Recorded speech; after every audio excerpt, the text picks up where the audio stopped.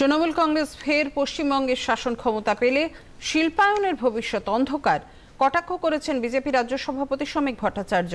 সার্বিক জমি নীতি ছাড়া ভারতের কোনো শিল্পপতি পশ্চিমবঙ্গে বিনিয়োগে আগ্রহী হবেন না বলে তিনি মনে করেন।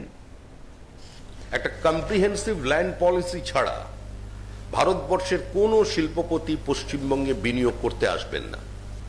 আমাদের টোপোগ্রাফিক্যাল অ্যাডভান্টেজ আছে, আমাদের আনইন্টারাপ্টেড ওয়াটার সাপ্লাই আছে, আমাদের সারপ্লাস ইলেকট্রিসিটি আছে, আমাদের টাকা আছে, আমাদের মেধা আছে, আমাদের ম্যান পাওয়ার আছে, আমাদের স্কিল লেবার আছে, আমাদের উচ্চশিক্ষিত ইঞ্জিনিয়ার আছে।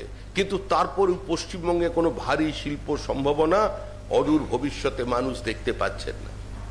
রাজ্যের শিল্পপতিরা নির্বাচনের দিকে তাকিয়ে আছেন যে যেটুকু শিল্প এখানে হয়ে গেছে তা হয়ে গেছে, এরপরে যদি আবার এই সরকারটা ফিরে আসে তাহলে তারা সেটাও ধীরে ধীরে অন্য রাজ্যে সরিয়ে নিয়ে যাবেন। আমরা আমাদের দলের পক্ষ থেকে সমস্ত শিল্পপতিদের কাছে আমরা আবেদন করছি যে আপনাদের অধিকার আছে যে কোনো রাজ্যে বিনিয়োগ করা।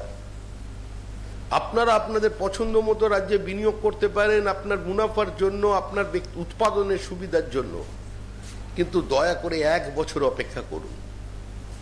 1 বছর অপেক্ষা করুন, শিল্প বান্ধব পরিস্থিতি বিজেপি আপনাদের তৈরি করে দেবে প্রধানমন্ত্রী নরেন্দ্র মোদীর সহায়তা।